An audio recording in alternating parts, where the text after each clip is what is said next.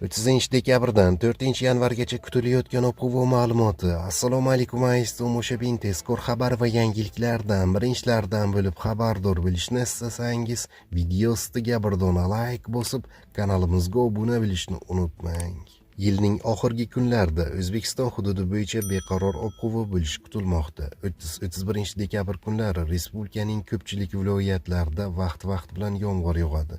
Shimolda qorga aylanadi, faqat Farg'ona vodiysi viloyatlarida yog'ingarchilik kutilmaydi.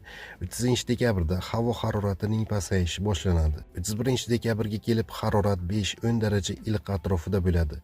1-2 yanvar kunlari O'zbekiston bo'yicha asosan yog'ingarchiliksiz ob-havo kuzatiladi. Faqat Surxondaryo viloyatida va Farg'ona vodiysi viloyatlarida 1-yanvar kuni ba'zi joylarda biroz yomg'ir yog'ishi mumkin. Harorat kunduzi 1-yanvarda 3-8 daraja iliq, 2-yanvarda 8-13 daraja iliq bo'ladi. 3-4 yanvar kunlari respublika hududiga nam va nisbatan sovuq havo massalari kirib kelishi kutilmoqda.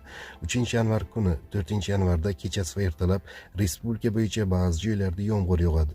Qorga aylanishi mumkin. 4-yanvarga kelib kunduzgi harorat asta-sekin 0,5 daraja iliqqacha pasayadi. Respublika bo'yicha ba'zi joylarda ayrim kunlarda shamol tezligi 13,8 metr/sekundgacha kuchayishi mumkin. Ba'zi joylarga tuman tushadi. Tog'larda vaqti bilan asosan qor ko'rinishidagi yog'ingarchilik kuzatiladi. Ayrim joylarda kuchli bo'ladi. Qor ko'chish xavfi bor. Poytaxtimizda 30 dekabrda biroz yomg'ir yog'ishi mumkin. Harorat kunduzi 11-13 daraja iliq bo'ladi.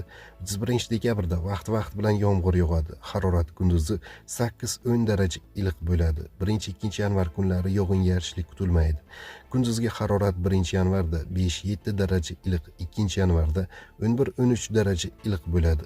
3-yanvar va 4-yanvarga o'tar kechasi vaqti bilan yomg'ir yog'ib, qorga aylanishi mumkin. Kunduzgi harorat asta-sekin 0,5 daraja iliqqacha pasayadi. Kechasi va ertalab tuman tushishi mumkin. Shamol sharqdan birozdan o'rtacha tezlikkacha esadi, deyiladi xabarda.